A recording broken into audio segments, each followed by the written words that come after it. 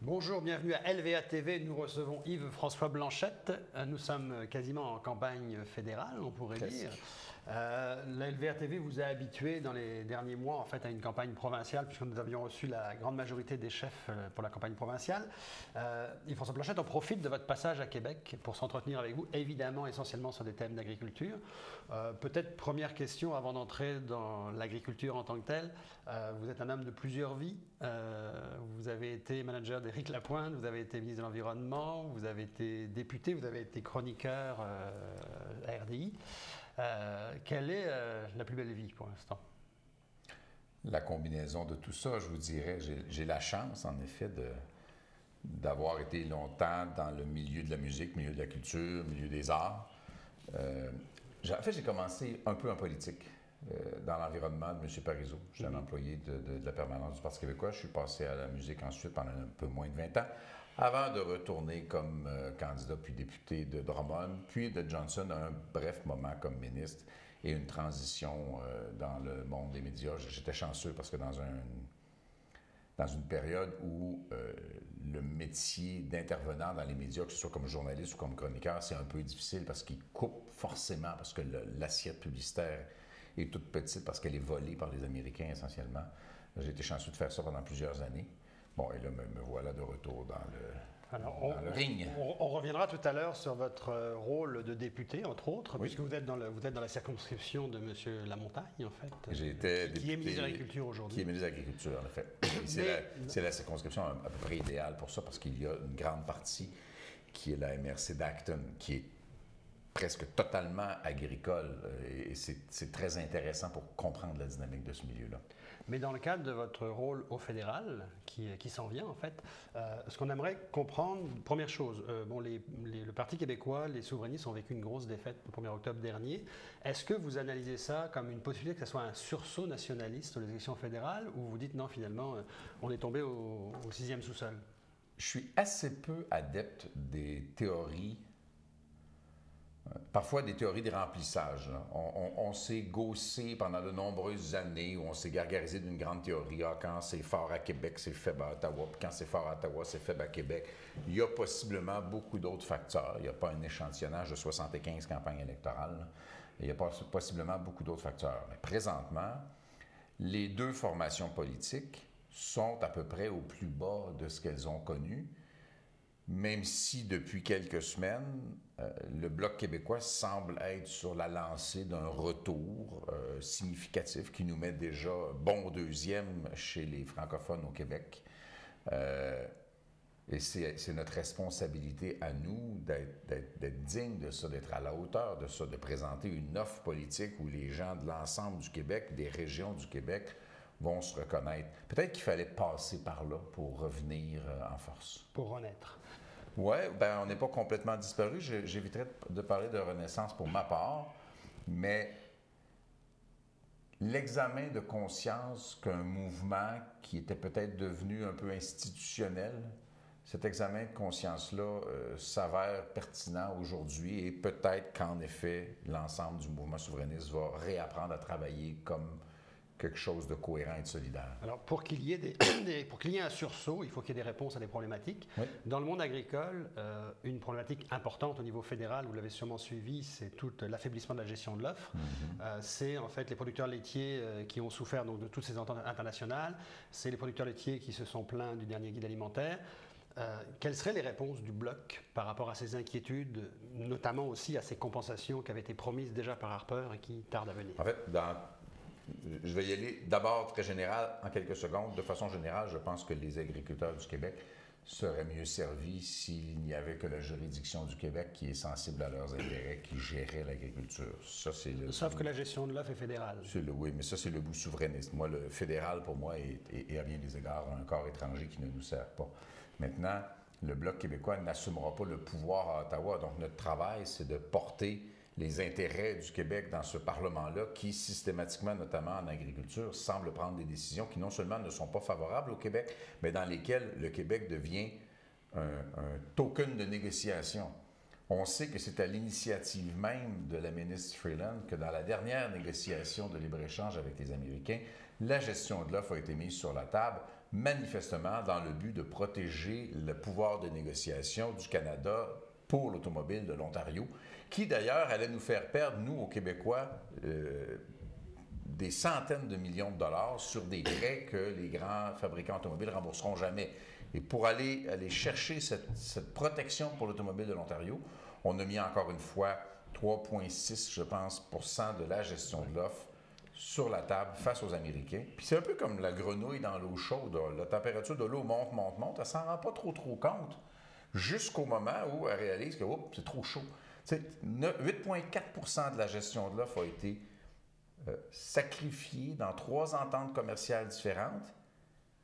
Et je suppose, je ne suis pas moi-même agriculteur, mais j'ai vécu dans ce milieu-là quand même, je suppose que si on disait à n'importe quelle entreprise, dans n'importe quel secteur, nous allons vous retirer près de 10 % de votre revenu, de votre protection, de votre sécurité d'opération, il y a bien des entreprises qui diraient « ça commence à être pas mal moins intéressant pour ma business, pour investir, pour y consacrer ma vie ». Vous disiez tout à l'heure, Mme Freeland a négocié pour l'Ontario ou pour l'Ouest canadien. Iriez-vous jusqu'à dire qu'ils ont volontairement, dans la négociation, voulu affaiblir le Québec, qui est très fort avec sa production laitière, qui représente 45 % de la production du Canada?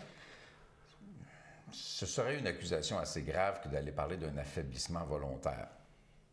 Maintenant, une conséquence connue fait partie de l'intention. Le Canada, en négociant pour l'ensemble canadien, sans céder une voie de négociation réelle au Québec, parce qu'on s'entend que le rôle de M. Bachand, c'était un lobbyiste du Québec auprès du gouvernement fédéral. Au Québec, il y avait M. Bachand, puis il y avait M. Groslo, président de l'UPA, qui avait un siège dans les négociations. En fait. Ces gens-là faisaient des représentations auprès du négociateur canadien, puis le négociateur canadien parlait au négociateur américain.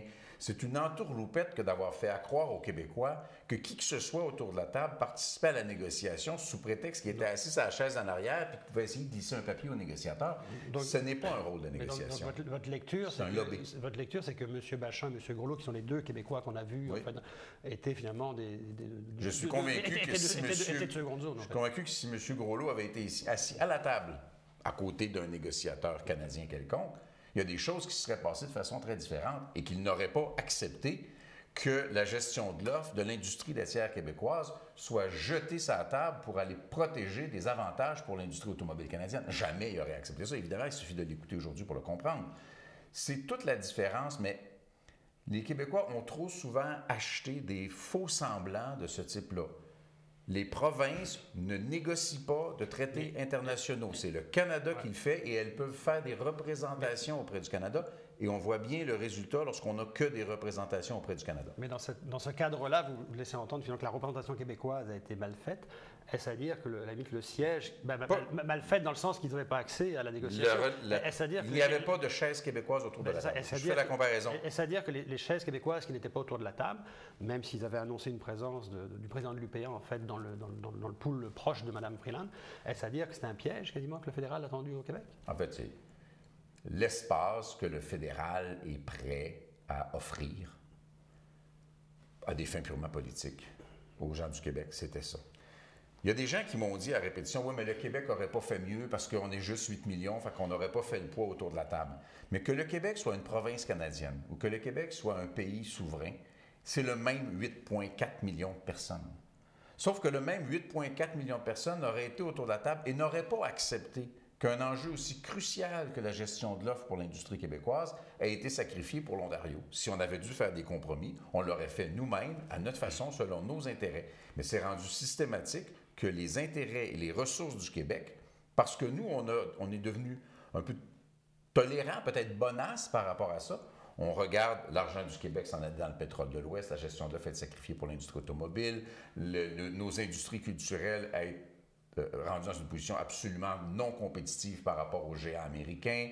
Les travailleurs d'AVEOS perdent leur emploi pour les envoyer au Manitoba, puis après ça, on leur enlève la moitié de leur prestation d'assurance-emploi. C'est rendu systématique, mais on s'est tellement habitué à ça qu'on réagit peu. Pour le producteur laitier qui vous entendrait aujourd'hui, ça va être quoi le secours du Bloc québécois dans ces compensations? Bien, les gouvernements, et ça c'est toujours le cas, les gouvernements à Ottawa promettent, croix de fer, croix de bois, la main sur le cœur, qu'il y aura des compensations. Puis éventuellement, on dit, ben oui, est-ce qu'on peut les voir, les compensations? Et là, on a vu le premier cas qui était pour l'industrie du fromage, où ce qui a été offert, ce n'est pas des compensations pour perte de revenus, c'est expressément, voici un programme qui permettrait d'adapter l'industrie et une entreprise qui n'en est pas là dans son développement ne pouvait pas avoir accès à des programmes qui n'étaient pas une compensation, alors que ce qui devait être offert était expressément une compensation financière pour remplacer la perte de revenus des producteurs. Et là, il y a encore une fois des promesses de compensation dans les autres cas. Et à chaque fois que le fédéral, que ce soit pour le verglas en 98 ou que ce soit pour la crise des migrants plus récemment, doit faire des chèques au Québec, bien, les chèques se font attendre. Et il y a toujours des bonnes raisons pour ne pas les remettre. Mais c'est bien commode parce que quand approche une élection, on repromet des chèques qu'on était supposé donner il y a plusieurs années. Revenons un petit peu à la politique actuelle et à votre parcours comme ministre aussi. Vous étiez au ministre de l'Environnement, vous avez été député, donc on disait tout à l'heure, la circonscription de M. Lamontagne, qui est actuellement ministre de l'Agriculture. Vous avez vu, comme tout le monde, les bévues de M. Lamontagne dans les dernières semaines. Alors la première, qui semble en être une vraiment sur l'histoire du congédiement de M. Louis Robert, la crise du sérum qui s'est entraînée derrière ça. Et puis récemment, ce que Radio-Canada a sorti sur le long discours, qui était plutôt un discours en faveur de la petite agriculture, finalement, sur l'aspect de l'ayatollah sur l'environnement, des fonctionnaires de l'environnement. Vous, en tant que politicien, ancien ministre de l'Environnement, ancien député de cette extension-là, vous voyez ça comment? Quelle lecture vous faites de toute cette histoire? Je vais être un peu plate parce qu'à partir du moment où l'ancien ministre de l'Environnement devient chef d'un parti fédéral, il s'astreint à un devoir de réserve. Moi, ce que je défends, c'est que l'Assemblée nationale du Québec, comme institution, devrait faire ses propres affaires et mon travail, c'est de dire au fédéral, ôte tes grosses pattes de là. Donc, je ne vais pas faire de commentaires sur les bons coups ou les mauvais coups d'un ministre du gouvernement de François Legault, parce que ça ne procède plus. S'il y a un enjeu qui touche le fédéral, puis que le fédéral intervient alors qu'il ne le devrait pas, là, je vais embarquer sa patinoire avec mes épaulettes. Mais dans le cas présent, M. Lamontagne a tenu des propos dont il assumera lui-même la responsabilité. Mais est-ce que sur les propos des ayatollahs, est-ce que les journalistes n'ont pas poussé le bouchon un peu loin, dans le sens que c'est une minute d'un discours de 20 minutes, en fait? Je pense que les médias, ce n'est pas la responsabilité, oui, mais je ne le suis plus. Ce n'est pas la responsabilité des médias d'être prudents à la place des personnalités politiques. Si je fais une erreur dans un propos public, je risque de le payer cher et je vous annonce que ça va arriver. Inévitablement, je vais me mettre un pied dans la bouche à un moment donné, c'est sûr. Puis là, ben, ça va être ça que je vais gérer pendant plusieurs jours en politique. M. Lamontagne a été le deuxième de son gouvernement. Mme Chassé était déjà passée par là. Je dirais à quelque part que c'est comme ça qu'on apprend le métier. Moi, quand j'ai commencé, ma réputation, c'était plus d'être un peu dur en politique. Puis tu assumes ça par la suite, ça te suit. Moi, ça me suit encore, cette espèce de réputation-là. Et pourtant, je suis un agneau tendre du printemps. Mais ça te suit, ça, en politique, et je ne suis pas la personne qui va lancer la pierre à mon remplaçant dans le comté de Johnson pour cette raison-là. Sur un autre sujet, probablement le dernier sujet, qui va rejoindre les terres agricoles, la syndicalisation, on aimerait vous entendre sur deux aspects. C'est un débat du Québec, mais c'est un débat qui doit être national aussi, qui doit toucher au fédéral. On sait au Québec qu'il y a une grosse discussion depuis plusieurs années, à savoir pour la relève agricole, est-ce qu'il est mieux de fournir des terres à la relève quand elles le peuvent? Quand il n'y a pas d'argent pour la relève, est-ce qu'on peut passer par des fonds d'investissement type Pangea ou d'autres?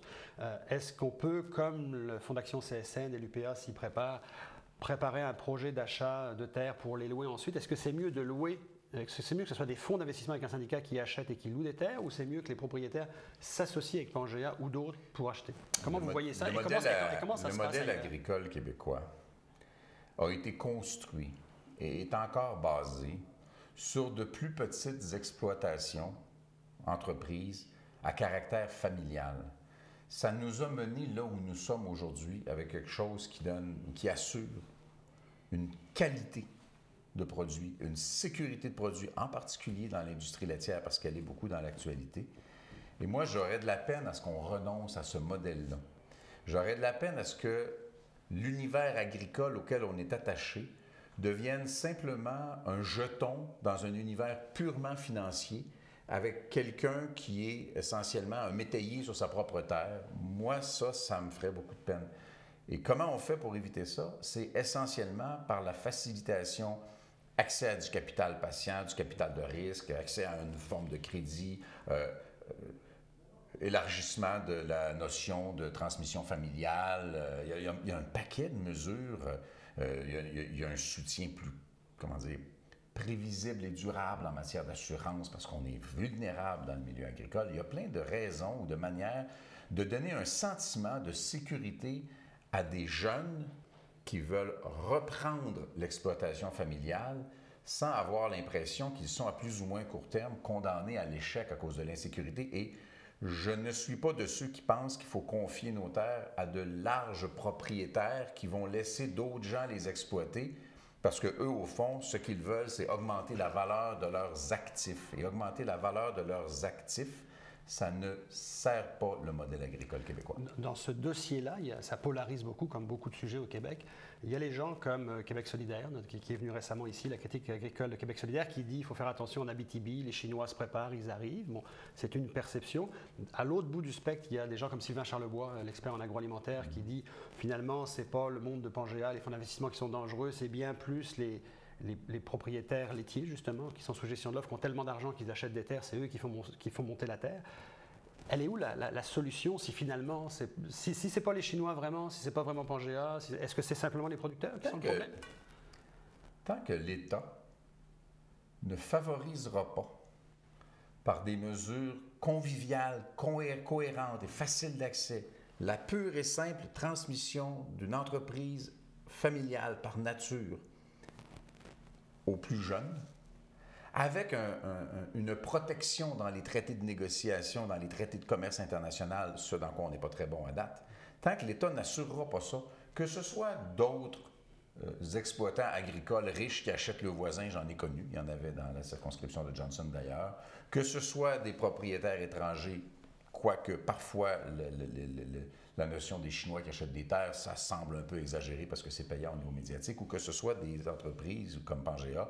Bien, tout ce monde-là peut profiter d'une vulnérabilité des propriétaires et de l'incapacité des nouvelles générations à prendre le risque de la relève agricole. Alors moi, c'est qui va profiter de la faiblesse? C'est pas tant le problème que la nécessité de donner aux jeunes les outils nécessaires pour, s'ils le veulent, être une relève à leurs parents. Donc, c'est le retour de l'État, finalement, plus présent pour aider la relève, en fait. Quand on dit le retour de l'État, en général, l'État se porte garant d'une transaction. Bien sûr, l'État peut agir au niveau des assurances, l'État peut faciliter de l'accès au crédit, peut donner des garanties à cet égard-là. L'État peut aider de nombreuses façons qui ne coûtent pas beaucoup d'argent à l'État, mais qui donnent beaucoup de sentiments de sécurité à ces jeunes-là, à cette relève-là, qui veut, si elle ne le veut pas qu'elle aille faire autre chose, mais dans bien des cas, qui veut prendre le relais, mais qui a l'impression que c'est trop dangereux. Et si on ne leur donne pas un sentiment de sécurité, et présentement, Dieu sait qu'on ne fait pas tout ce qu'il faut pour le leur donner, mais évidemment, ils vont rester réticents et on va continuer à voir les précieuses terres agricoles du Québec être l'objet d'une convoitise de gens qui ont, somme toute, assez peu d'attachement pour l'agriculture. Dernier point, il y a un débat permanent. Il y a un débat qui n'est pas un débat, en fait, l'histoire du monopole de l'UPA, qui existe au Québec, qui n'existe pas dans d'autres provinces. On aimerait que vous nous donniez votre lecture de la syndicalisation agricole ici versus le fédéral dans d'autres provinces où il y a de la pluralité. Est-ce que finalement le modèle du monopole que certains trouvent très bon devrait être plutôt exporté dans les autres provinces ou c'est plutôt l'inverse qui devrait se passer, on devrait importer le modèle de la pluralité ici? On essaie toujours, parce que ça fait débat au Québec, de demander aux gens d'avoir une posture tranchée, pour ou contre le monopole de l'UPA. Ce que je trouve fascinant, c'est que une fois qu'on a vu le grand titre du journal, on prend le téléphone, puis on appelle Marcel, puis on dit « Monsieur Groslot, sur tel sujet, qu'est-ce que vous en pensez? Que ce soit les pesticides, que ce soit la transmission des terres, que ce soit le libre-échange. » Et on arrive en général du côté de l'UPA avec une posture ouverte et raisonnable. Moi, je l'ai vécu à l'environnement. Bien sûr, comme ministre de l'Environnement puis comme militant écologiste, j'aurais voulu qu'on aille beaucoup plus vite. Mais si aller beaucoup plus vite compromet la viabilité de ces mêmes exploitations agricoles dont on parlait il y a quelques minutes, bien sûr, il faut lever le pied, il faut être raisonnable. Donc, je n'ai pas l'impression que l'UPA est une institution déraisonnable, bien au contraire, et j'ai aussi l'impression que l'UPA peut être invité à participer à un débat sur l'ouverture ou la présence à d'autres outils de représentation collective de certains milieux agricoles. C'est un peu l'esprit d'ailleurs du discours de M. Lamontagne samedi dernier à l'Union paysanne. M. Lamontagne était le premier ministre de l'Agriculture à venir à un congrès de l'Union paysanne. Et il a eu un peu ce discours de dire, effectivement, on ne va pas réclamer la fin du monopole, mais on va réclamer à l'UPA qu'il se responsabilise et qu'il travaille avec le ministère de l'Environnement. J'ai l'impression que l'UPA veut ça. J'ai jamais eu l'impression dans mes échanges avec M. Groslot que l'UPA était hostile à poser des gestes pertinents au niveau environnemental. S'il y a des gens qui sont sensibles aux enjeux environnementaux, c'est bien ceux qui ont les mains dedans tous les jours. J'ai jamais eu l'impression qu'il était hostile à ça, puis j'ai jamais eu l'impression qu'il était hostile à d'autres formes de représentation. Est-ce que ce sont les médias généralistes qui, en général, donnent une perception de l'agriculteur qui serait le pollueur, en fait? En fait, c'est qu'on accorde toujours davantage d'attention aux pôles qui s'affrontent qu'aux discussions modérées qu'il y a entre les deux. Il y a un potentiel et probablement une réelle discussion qui existe déjà entre plusieurs acteurs, mais on va toujours voir davantage dans l'appareil média les extrêmes qui s'affrontent, puis les phrases à l'emporte-pièce, alors que souvent, et je suis convaincu que les dirigeants des principales institutions, au premier chef l'UPA, sont d'abord des gens raisonnables, qui doivent, parce que c'est leur travail, protéger l'intérêt de leurs commettants, de la même manière que moi, quand je débarque à Ottawa, mon seul travail, c'est de protéger l'intérêt du Québec. Je ne suis pas contre le Manitoba ou l'île du Prince-Édouard, mais je suis pour le Québec. Monsieur Blanchette, merci beaucoup. Un plaisir.